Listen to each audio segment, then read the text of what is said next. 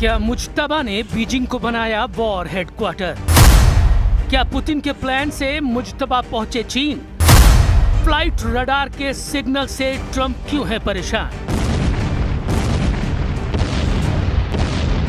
खाड़ी युद्ध का सबसे विस्फोटक राउंड चल रहा है। अमेरिका तूफानी हमलों से बढ़त बनाने की कोशिश में है। ईरान जोरदार पलटवार से अपना पावर शो दिखा रहा है। इस बीच ईरान के सुप्रीम लीडर को लेकर नई अटकलों ने ट्रंप की दुगदुगी बढ़ा दी है। नेतन्याहू भी मुज्तबा पर मिले अलर्ट से हैरान हैं, क्योंकि मुज्तबा के तेहरान से शिफ्टिंग की चर्चा तेज हो गई है।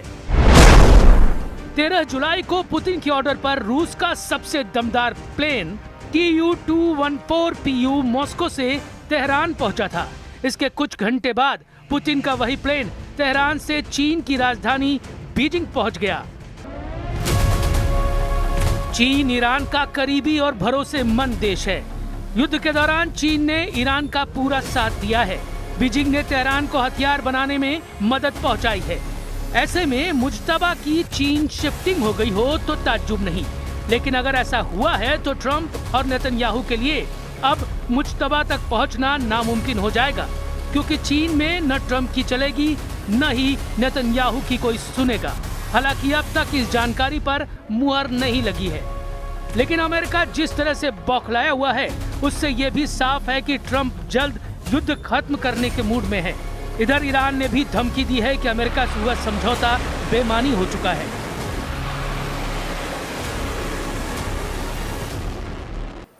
ما هم از اول گفتیم تعهد در برابر تعهد، ما مادامی تعهداتمون رو اجرا خواهیم کرد که طرف مقابل به تعهداتش پایبند باشه. در عمل هم نشون دادیم.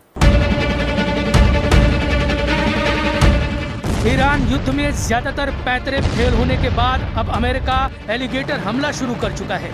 ये उसी भयानक हमले का ट्रेलर है जिसमें यूएस नेवी के तैरते ड्रोन बम चुपचाप टारगेट तक पहुंचते हैं और फिर फट पड़ते हैं, जिसके बाद ऐसी तबाही मचती है कि पूरा इलाका खंडहर बन जाता है। ईरान से जीतने के लिए ट्रंप ने उतार दी एलिगेटर फोर्स।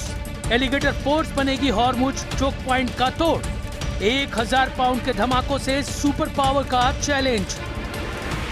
सबसे लेटेस्ट हथियार है ये, सबसे विनाशकारी भी। इसमें शक नहीं कि अमेरिका के हथियार बेजोड़ हैं। ईरान के खंडहर इसके सबूत हैं, एक दो नहीं। ईरान के 7 बड़े टारगेट को अमेरिका ने धुआं कर डाला है। अमेरिका के हमलों में जिस एक लोकेशन ने सभी खाड़ी देशों को खौफजदा कर दिया है वो बूशहर में हुई बमबारी है।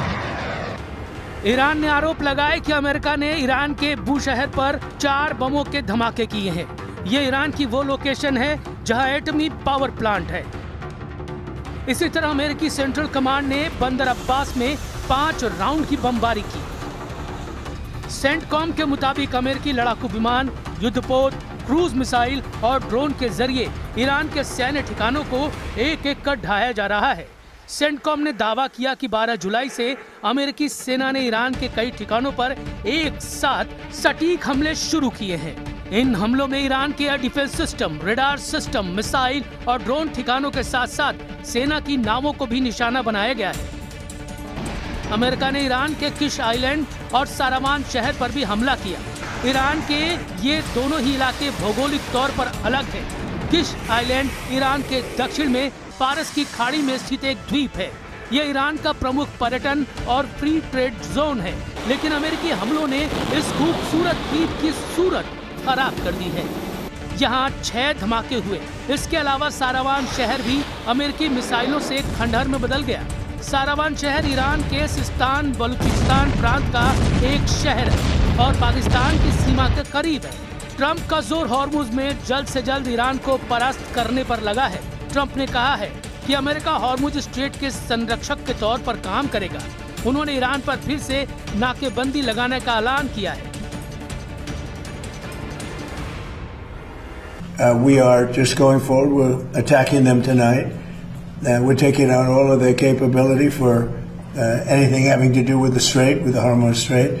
And I think in the end, we will end up just controlling the whole thing.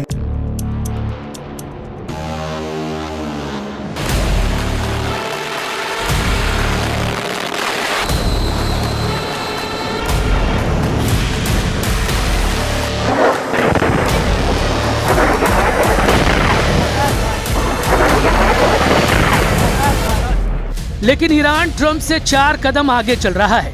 Trump जब हॉर्मुज फ्रंट पर उलझे हैं, तब ईरान उन्हें दूसरे तेल गलियारे में झटका देना शुरू कर चुका है। ईरान ने हुथी लड़ाकों के जरिए सऊदी अरब को दहलाकर नया घमासान छेड़ दिया। यमन के सना एयरपोर्ट पर 2 जुलाई को ईरान का जहाज आया था और हुथी नेताओं को आयतुल्ला अली खamenei के अंतिम संस्कार में ले गया था। जब वापसी में 13 जुलाई को वही जहाज सना एयरपोर्ट पहुंचने वाला था, तभी सऊदी अरब का हमला शुरू हो गया, जिसका बदला लेने के लिए हुथी लड़ाकों ने अब प्रिंस सलमान को टारगेट पर ले लिया है। सना हवाई अड्डे पर हुए हमले के बदले में हुथी फाइटर्स ने सऊदी अरब के अबहा हवाई अड्डे को मिसाइलों और ड्रोन से तबाह कर दिया है।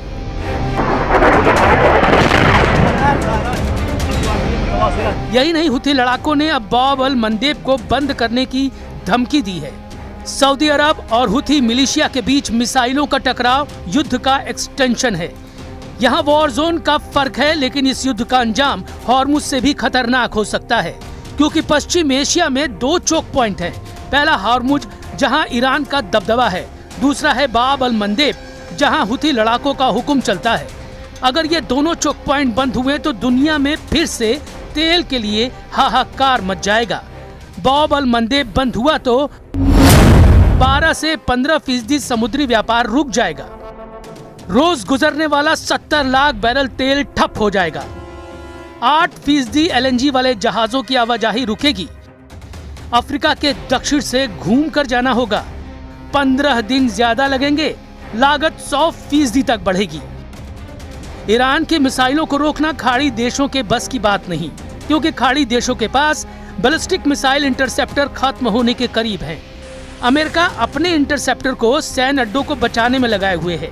ऐसे में ईरान की ताप से बचना खाड़ी देशों के लिए मुश्किल है।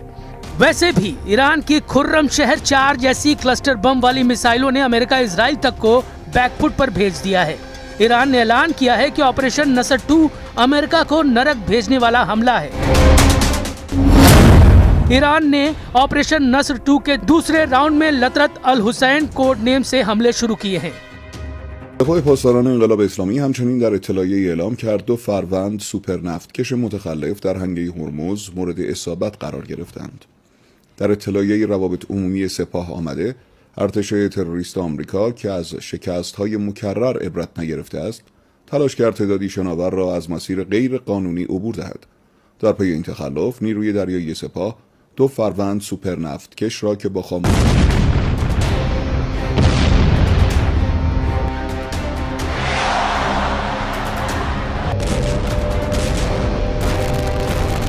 ईरान ने अपना सीक्रेट दिखाना शुरू कर दिया है। ईरान अब लंबे युद्ध की तैयारी में है। उसके कमांडर बार बार बता रहे हैं कि ईरान को अब कोई जल्दी नहीं है। वो आराम से अमेरिका और इजराइल दोनों से इस युद्ध में लंबे वक्त तक लड़ना चाहते हैं।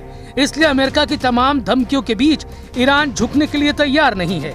अगले 24 घंटे कहां क्या तबाही होने वाली है, इजराइल से लेकर लेबनान और बहरीन से लेकर ईरान, कहां कौन सी मिसाइल, कौन सा ड्रोन, कौन सा विमान तबाही मचाने वाला है, इस युद्ध में करोड़ों लोग अपने सामने मौत को मंडराते हुए देख रहे हैं।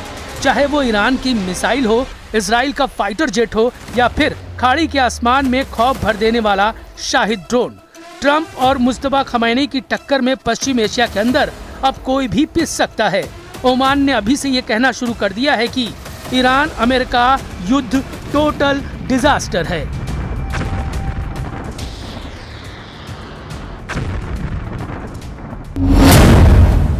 ओमान के विदेश मंत्री बद्र बिन हमद अल बुसैदी ने कहा कि यह युद्ध एक तबाही है। अगर इसे रोका नहीं गया तो ये युद्ध खाड़ी देशों की सोच को हमेशा के लिए खत्म कर देगा।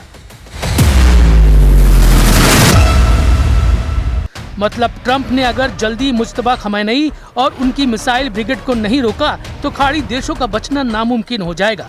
तेहरान की तरफ से वार्निंग को डिकोड कर लिया गया है, लेकिन मुस्तफा खamenei और उनके तमाम लीडर्स को टारगेट के लिए अमेरिका ने भी पूरी तैयारी कर ली है। अमेरिका ने ईरान से पूरा यूरेनियम छीनने का ऑपरेशन लॉन्च कर दिया है। ट्रंप के हाथ जैसे ही ईरान का एटमी ग्रेड यूरेनियम लगेगा, युद्ध में उनका पलड़ा भारी हो जाएगा। मगर नेतन्याहू की मुश्किलें इससे भी खत्म नहीं होने वाली। इजराइल में इलेक्शन हो रहे हैं। नेतन्याहू की किस्मत का फैसला होना है। इजराइल के चुनावी नतीजे भी युद्ध का रुख पलट सकते हैं।